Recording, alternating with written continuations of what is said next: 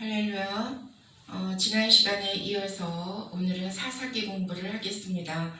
지난 시간에 역사서의 첫 번째 책인 여호수아를 했었죠. 오늘은 두 번째 사사기 책을 공부하도록 가보겠습니다. 사사기의 역사적 배경을 보면 본서는 여호수아가 죽은 이후부터 왕정 수립 이전까지의 기록이다. 이 기간은 자기 소견에 옳은 대로 행하던 극도로 신앙적 혼란의 시기였습니다. 이스라엘 백성들은 하나님을 떠나면 압제를 당했고 그렇죠. 부르짖으면 사사들을 세워서 구원하셨습니다. 이런 반복적인 역사가 본서의 배경을 이루고 있죠. 제목은 이스라엘을 지도했던 사사들의 활약에 대한 기록입니다. 저자는요, 어떤 성경학자들은 사무엘이라고 하기도 하고 또는 그의 선지생도로 추정되지만 확실치는 않다 이렇게 말하기도 합니다. 그러나 내적 통일성으로 보아서 한 사람의 저작인 것만은 분명합니다. 기록 연대는요, 다윗이 예루살렘에서 여부스 족속을 축출하기 이전 그리고 사울 또는 다윗이 다스리던 초기 왕정 시대인 BC 1050년에서부터 1000년 사이로 보고 있습니다. 기록을 그때 한 것으로 보고 있죠. 기록 목적은 죄와 불의를 미워하시는 하나님의 공의로우심과 이스라엘 백성들을 회개로 유도하기 위하여 징벌하시는 하나님의 사랑을 드러내기 위해서입니다. 특징 보겠습니다. 사사기의 특징은 여호수아의 분위기는 기쁨과 믿음과 전쟁에서의 승리와 정복이죠. 사사기서는요, 대조적으로 슬픔과 원주민들과의 동거와 불신과 예속과 그리고 패배와 타락입니다. 기록 장소는 가나안 땅이었고요. 수신자는 이스라엘 백성들이에요. 그리고 주요 인물은 오니엘, 드보라, 기드온, 아비멜렉, 입다, 드릴라, 미가 이렇게 사사들이 쭉 나오는데 주요 인물 중에서 특히 아비멜렉은요, 여룻바알의 아들이죠. 그는 왕권 소유욕에 눈이 멀어가지고 형제들을 70명이나 죽인 자로 그렇게 기록되어 있습니다. 그는 사사는 아니에요. 그리고 또 사사 중에 미가는 어떻습니까? 타락한 신앙을 가졌고요. 미가는 그리고 레위 소년을 고용해서 개인의 안녕을 구하는 주술적이고 미신적인 신앙을 가졌다. 미가도 사사는 아닌 것 같아요. 맞죠? 저기 사사기에는 12명의 사사가 나옵니다. 근데 6명은 굉장히 이렇게 장황하게 설명을 자세히 하고 있고요. 또 6명은 그냥 이렇게 이름만 소개하고 있는데 이 사사기 책 중에 이렇게 아비멜렉이라든지 또 미가라든지 이런 자들의 그 내용이 이렇게 쭉 나와 있는 것은 우리들로 하여금 이 사사기를 보고 많은 것을 생각하고 하나님을 기억하기 위함인 것 같습니다. 자, 사사기 전체 관찰을 보겠습니다. 12사사들이 나와요. 여기 나오네요. 사사기는 1장 1절로 21장 25절까지의 본문을 가지고 있는데 12사사들을 주제로 쓰여 있습니다. BC 1390년경부터 1050년경까지 약 350년간의 이스라엘 구원자들이었던 사사들의 역사다. 이스라엘 백성들이 신앙에서 실패한 원인은 원주민들을 진멸하지 않고 그들과 공존한 데서 그 원인을 찾을 수 있습니다. 이스라엘 백성들은 하나님께 대한 반역과 징계와 회개와 구원의 과정을 반복했어요. 그리고 우상숭배뿐만 아니라 하나님에 대한 신앙마저도 미신적으로 변질됐던 모습을 볼 수가 있습니다. 그러니까 1장 1절로 3장 6절까지는 원주민과의 공존, 그렇죠? 유다 지파가 정복했고 다른 지파들이 또 정복했지만 완전한 정복에는 실패했다. 그리고 그 침체된 이스라엘의 신앙과 죄의 악순환은 결국은 남겨두신 열국들에 의해서 신앙 변질의 원인이 되었다. 3장, 그러니까 사사기 3장 2절부터 4절까지 보면 남겨두신 열국들에 대한 얘기가 나오는데요. 이스라엘 자손의 세대 중에 아직 전쟁을 알지 못하는 자들에게 그것을 가르쳐 알게 하사 남겨두신 이방 민족들은 블레셋과 5 군주들과 모든 가나안 족속과 시돈 족속과 바알 헤르몬 산에서부터 하맛 입구까지 레바논 산에 거주하는 히위 족속이라. 남겨두신 이 이방 민족들로 이스라엘을 시험하사 여호와께서 모세를 통하여 그들의 조상들에게 이르신 명령들을 순종하는지 알고자 하셨더라. 이 이방 민족들을 남겨두신 것이 하나님께서는 이스라엘을 시험해서 모세를 통해서 그들의 조상들에게 이르신 명령들을 순종하는지 아니하는지 알고자 하셨다는 거예요. 그러니까 블레셋 5 군주들, 그리고 가나안 족속, 시돈 족속, 바알과 헤르만 산에서부터 하맛 입구까지 거주하는 히위 족속, 이들이 늘 옆에서 이스라엘을 힘들게 했습니다. 그들을 통해서 하나님은 어떻게 해요? 시험하신 거죠. 자, 남겨두신 열국들을 보면은요, 이방 민족과의 혼과에 대한 역사적 반성과 해석입니다. 요점은 하나님께서 이스라엘을 시험하시고자 이방 민족과 섞여 살게 하셨다는 그런 이야기죠. 시험의 의도는요, 2 가지인데, 하나는 전쟁 미체험 세대에게, 전쟁을 알지 못하는 그 세대에게 전쟁을 통하여 공유와 궁율의 구원사역을 체험케 하심으로 은혜의 하나님만을 의지하도록 가르치려는 것이다. 그러니까 큰 전쟁은 아니지만 요 작은 늘 옆구리를 괴롭게 하는 그 민족들과의 싸움에서 큰 전쟁을 체험해보지 못한 그 미체험 그 자녀들에게 하나님의 은혜를 가르치기 위한 그런 의도였다. 또 다른 하나는 우상숭배 족속들 틈에서 순수 신앙 유지 여부를 알아보자는 것으로서, 즉 이 시험의 목적은 연단이었다. 하나님께서 그들을 남기신 이유가 뭐라고요? 연단하고자 하심이었더라. 그들은 늘 이방 족속들은 늘 우상숭배를 하잖아요. 그 우상숭배가 만연해 있는 그 사람들 틈에서 하나님만을 순수하게 신앙하는 그 신앙을 얼마만큼 유지하는지 하나님께서는 그것을 보시고자 하심이었더라.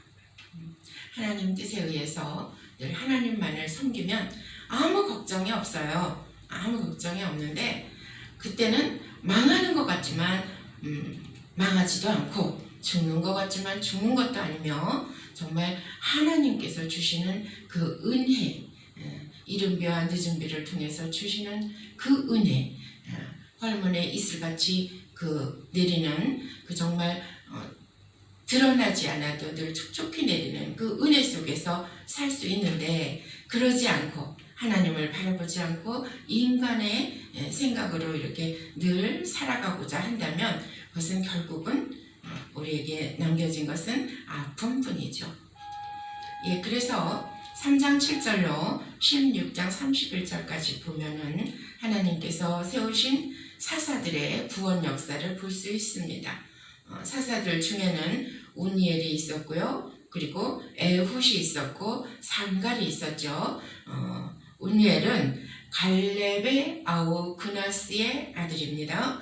이스라엘의 첫 번째 사사였다는 거 기억하십시오. 그리고 갈렙의 딸 악사와 결혼을 했어요. 그래서 하나님께서 갈렙의 딸 악사와 결혼한 온니엘을 하나님께서는 첫 번째, 이스라엘 첫 번째 사사로 세우셨다는 거. 그리고 4장 1절로 5장 31절까지는 사사 중에 드보라와 바락이 나오죠. 드보라와 바락이 가나안 족속을 섬멸하고 그리고 하나님께서 베푸신 그 은혜로 찬양하는 그런 장면이 나옵니다. 또한 6장 1절로 8장 35절까지 보면 여러분 잘 아시는 사사 기드온의 활약이 나옵니다.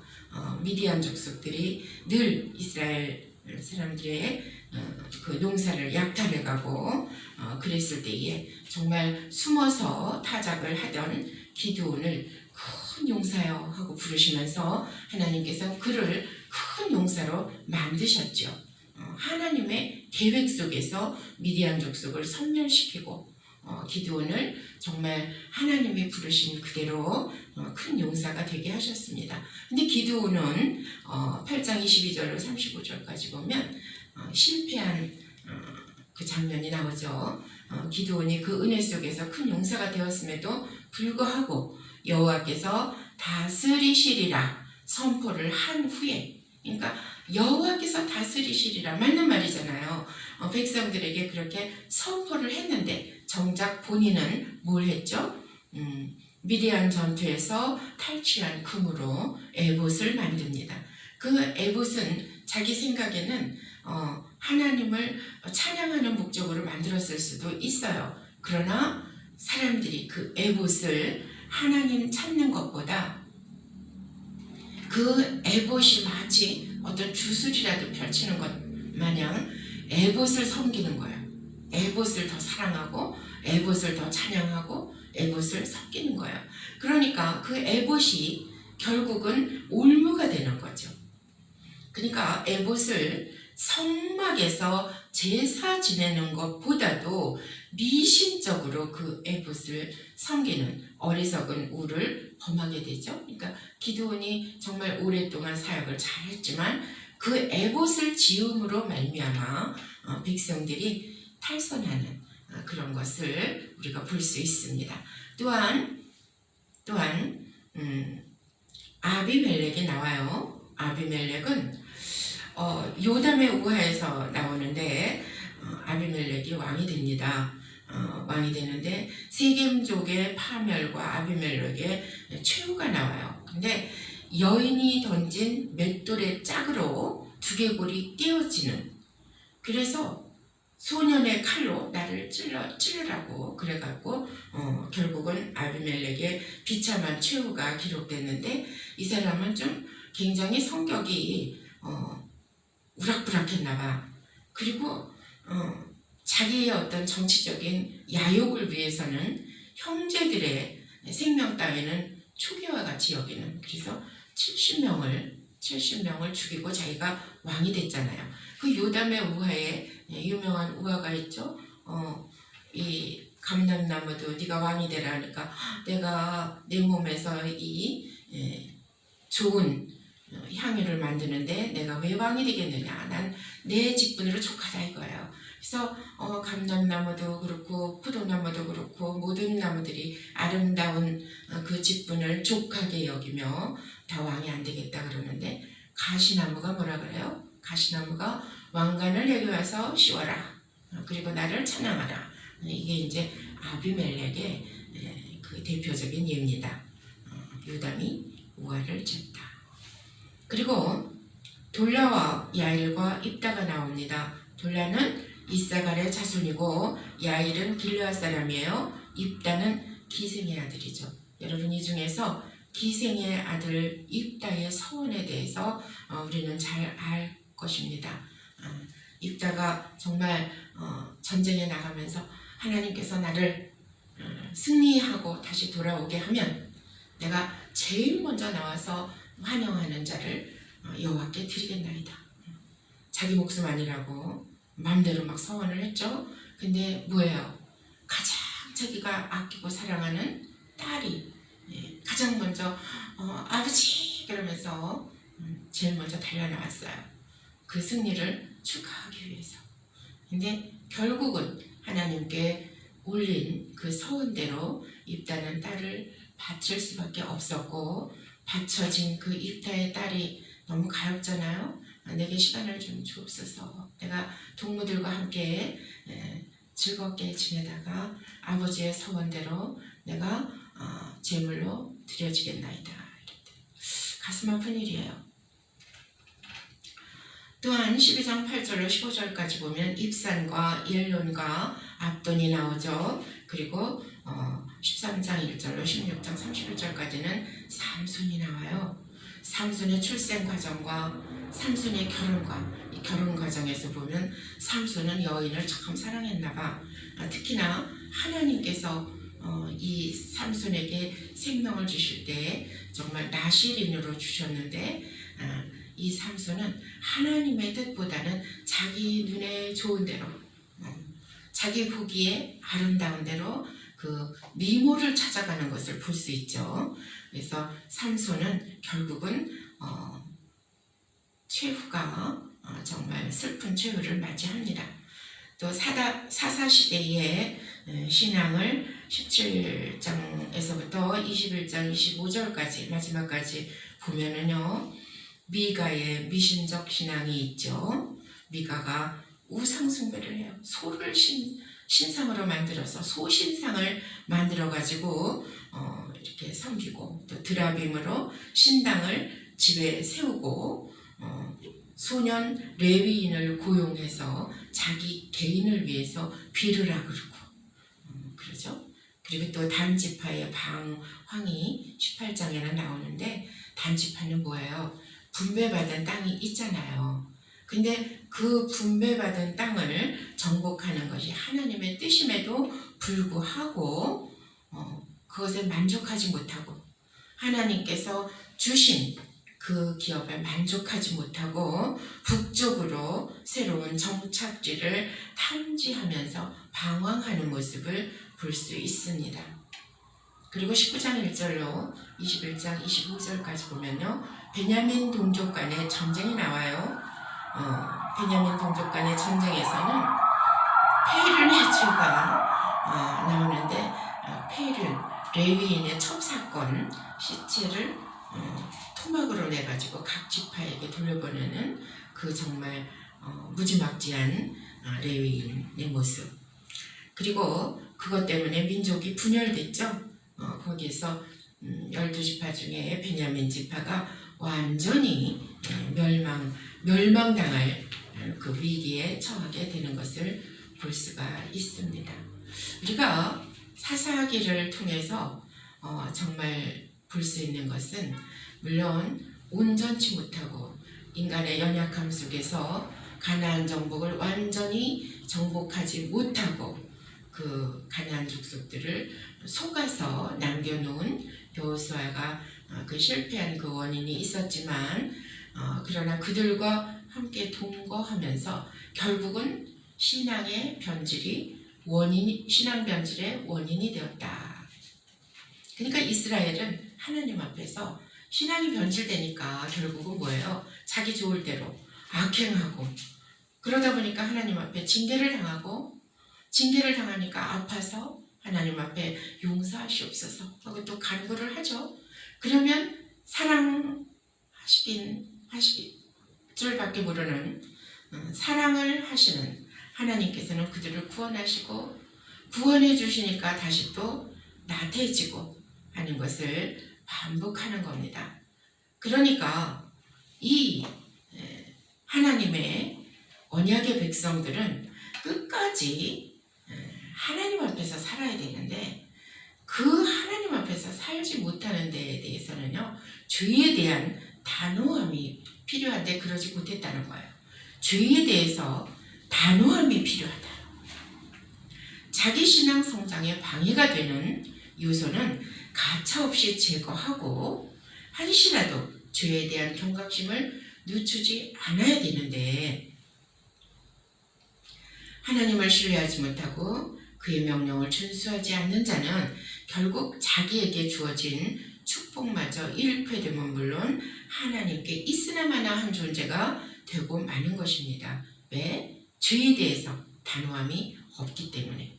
그래서 하나님의 말씀을 불신하거나 불순종하는 어리석음을 범하지 말아야 합니다. 그것이 바로 우리의 영이 살고 또한 육도 사는 참 생명의 길이라는 것을 잊지 말아야 돼요. 그래서 우리가 죄에 대해서 단호함을 갖고 하나님 앞에서 정말 호남되어의 삶을 살아야 하는데 그러지 못한 인간의 그러니까 마음속에 하나님이 멀고 늘 자기 소견에 옳은 대로 살았던 이 사사기 시대의 사람들처럼 우리는 자칫하면 그렇게 되기가 쉽다는 거죠. 그래서 우리가 죄에 어떤 내몰렸을 때 하나님 앞에 정말 회개하고 눈물로 회개하고 하나님께 자기의 잘못을 용서해 달라고 정말 간구해야 되겠고요. 하나님께서는 끝까지 또 택한 백성 버리지 못하시는 하나님의 그 사랑, 그 구원, 그것을 그 은혜를 베푸십니다.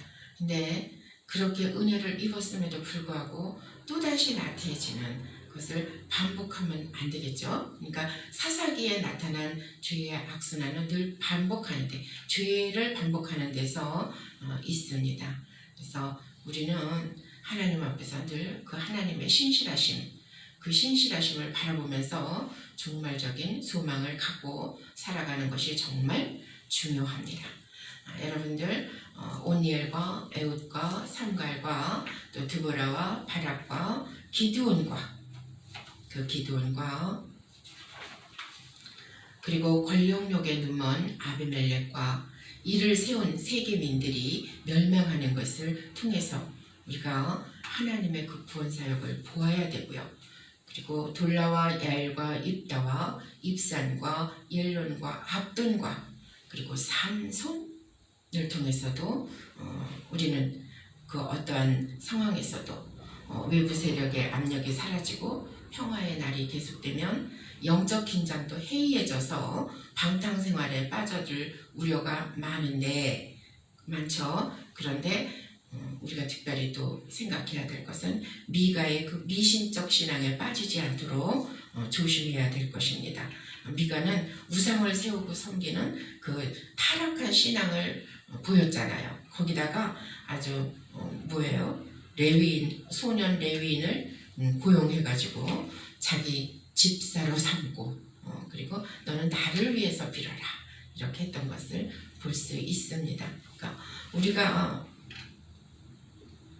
하나님 앞에서 연단될 때, 그러니까 이 사사기는 하나님의 연단에 대해서 잘 나오는 거죠. 근데 연단에 몰려 있을 때 하나님께서 우리에게 베푸셨던 그 안정기를 또 기억해야 합니다. 안정은 여호수아가 살아있던 당시 약 40년 동안 안정됐다 그랬어요. 근데 그 여호수아가 죽고 나서 몇 년 동안은 하나님을 잘 섬겼어요. 근데 그냥 끝까지 잘 섬기며 하나님의 말씀 청종하기를 정말 즐거움으로 삼고 살면 되는데 정착한 땅에서 축복을 만끽했음에도 불구하고 이들이 새로운 세대가 시작되니까 하나님으로부터 떨어져 나가서 가나안 사람들과 같이 우상 숭배의 길을 쫓는 겁니다. 그러니까 하나님 편에서 보면 대단한 배신이죠.